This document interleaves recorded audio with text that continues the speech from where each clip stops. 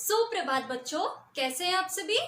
मैं आशा करती हूँ कि आप सभी बहुत अच्छे होंगे और अपनी सेहत का भी साथ साथ ख्याल रखे रहेंगे और उसी के साथ साथ अपनी पढ़ाई पर भी पूरा ध्यान दे रहे होंगे। तो आज हमारी कक्षा है संस्कृत की कक्षा। तो आज हम संस्कृत में पढ़ेंगे संस्कृत व्याकरण और उसमें हमारा बिंदु क्या होगा आज का, आपको क्या दिख रहा है, कारक। तो आज का हमारा बिंदु है कारक। तो कारक को पढ़ाने से पहले हम पहले संस्कृत व्याकरण के बारे में जानते हैं, ठीक है।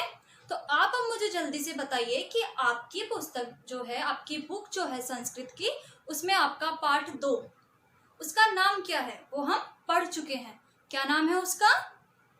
पाणिनि। Very good. तो मैंने आपको पाणिनि जी के बारे में एक जीवन परिचय दिया था, है ना। तो कौन थे पाणिनि?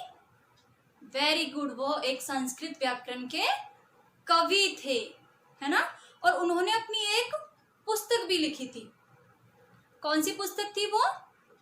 क्या नाम था उसका? अष्टाध्यायी, ठीक है। तो अब मैं आपसे पूछना चाहूंगी कि जो हमारे गुरु पाणिनि जी थे, जो संस्कृत के महान कवि थे, है ना, उनका जन्म कहाँ हुआ था? क्या बता? पाणिनि जी का जन्म शालातुर ग्राम में। Very good. और उनकी जो एक प्रसिद्ध पुस्तक थी, आप उसके बारे में मुझे बता ही चुके हैं। क्या थी? एक बार फिर से बोलेंगे, अष्टाध्यायी, ठीक है। तो अब बात करते हैं हम अपनी संस्कृत व्याकरण के बारे में। जो संस्कृत व्याकरण के महान कवि थे वो कौन थे? पाणिनि। तो जब भी आपसे कोई पूछे कि संस्कृत के महान कवि हुए थे व्याकरण के, वो कौन हुए थे, तो वो कौन थे? पाणिनि जी, ठीक है। आप उनकी पुस्तक को ध्यान रखेंगे। उनकी पुस्तक का नाम क्या था? अष्टाध्यायी। Very good. अब हम बात करते हैं अपनी संस्कृत व्याकरण के बारे में। तो पाणिनि जी जो थे, उन्होंने अष्टाध्यायी के द्वारा संस्कृत को एक व्याकरण का नया रूप दिया था, ठीक है, जिससे हम संस्कृत व्याकरण को शुद्ध रूप से पढ़ सके, शुद्ध रूप से लिख सके, ठीक है, और उसकी पहचान कर सके। तो अब बात यहाँ पे हम आती है व्याकरण पर आते हैं। तो व्याकरण क्या है? आप हिंदी व्याकरण भी पढ़ते हो, आप इंग्लिश में ग्रामर भी पढ़ते हो, जिसे हम व्याकरण कहते हैं। तो व्याकरण क्या है, बताएंगे आप मुझे?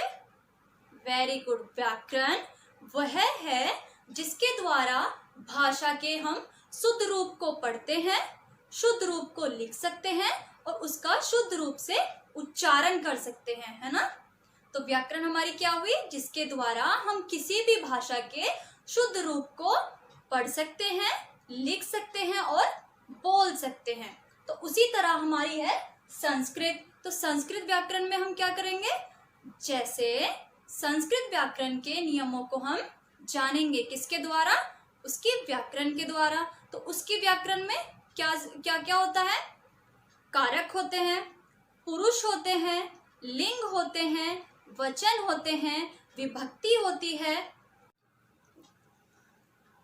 तो यहाँ पर बात करते हैं हम संस्कृत व्याकरण की। तो संस्कृत व्याकरण को पढ़ने के लिए, उसे समझने के लिए, उसके शुद्ध रूप को जानने के लिए हमें किसकी आवश्यकता होती है? संस्कृत व्याकरण के नियमों की। तो वो नियम कौन कौन से होते हैं? उन नियमों में सबसे पहले आता है हमारा पुरुष, ठीक है। उसके बाद हमें जानकारी लेनी होती है लिंग के बारे में। उसके बाद हमें वचन, ठीक है। फिर क्या आता है हमारा? विभक्ति। उसके बाद कर्ता का पता होना चाहिए।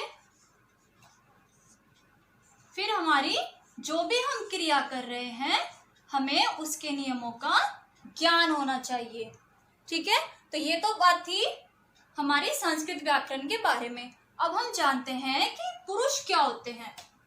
अब हम 1 by 1 सबके बारे में जानेंगे, एक एक करके। सबसे पहले हम जानते हैं कि पुरुष क्या होते हैं। पुरुष संस्कृत में 3 प्रकार के। अब हम एक एक करके अपने पुरुष, लिंग, वचन, विभक्ति, कर्ता और क्रिया के बारे में पढ़ेंगे। उसके बाद हम अपना अगला बिंदु स्टार्ट करेंगे।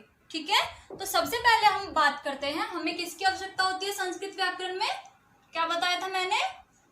पुरुष। तो पुरुष हमारे संस्कृत में 3 प्रकार के होते हैं। कितने प्रकार के होते हैं? 3 प्रकार के। ठीक है, कौन कौन से होते हैं वो? पहला आता है हमारा प्रथम पुरुष, उसके बाद आता है हमारा मध्यम पुरुष,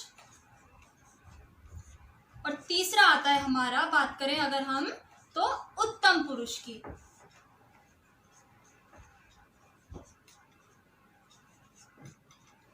अब सवाल ये उठता है, प्रश्न ये आता है कि प्रथम पुरुष क्या होते हैं? प्रथम पुरुष, जब हम किसी दूसरे व्यक्ति के बारे में, किसी अन्य चीज के बारे में बात कर रहे होते हैं, तब हमारा क्या लगता है? वो प्रथम पुरुष। ठीक है, जैसे मान लीजिए हम बात कर रहे हैं उसके बारे में, या वह कौन है। यहां पर हम बात किसकी कर रहे हैं? दूसरे व्यक्ति के बारे में, किसी अन्य व्यक्ति के बारे में। ठीक है, तो वो हमारा क्या कहलाता है? प्रथम पुरुष। उसके बाद आता है हमारा मध्यम पुरुष। मध्यम पुरुष हम कहते हैं सुनने वाला। अब यहाँ पर आप मुझे बताएंगे कि सुनना, सुनने वाला, सुन कौन रहा है? कौन सुन रहा है? आप लोग। आप लोग मुझे सुन रहे हो ना, तो आप लोग क्या हुए? आप लोग हुए मध्यम पुरुष। ठीक है, क्यों? क्योंकि आप लोग मुझे सुन रहे हैं। और मध्यम पुरुष किसे कहते हैं? जो सुनने वाला होता है। ठीक है, जैसे तुम सब, वे या वे सब। ठीक है, उसके बाद आता है हमारा उत्तम पुरुष। हम बात करेंगे उत्तम पुरुष के बारे में। इसमें उत्तम पुरुष होता है बोलने वाला। आप इन नियमों को अच्छे से याद करेंगे। बोलने वाला, उत्तम पुरुष कौन है? बोलने वाला। अब आप सुन किसे रहे हो? मुझे। बोल कौन रहा है? मैं। तो मैं कौन हुई अब यहाँ पे? मैं हो गई उत्तम पुरुष। क्यों? क्योंकि मैं बोल रही हूं, आप लोग सुन रहे हैं, और मैं किसी और के बारे में बात कर रही हूँ। यहाँ पर हम किसके बारे में बात कर रहे हैं? किसी और व्यक्ति के बारे में। तो ये होते हैं हमारे पुरुष।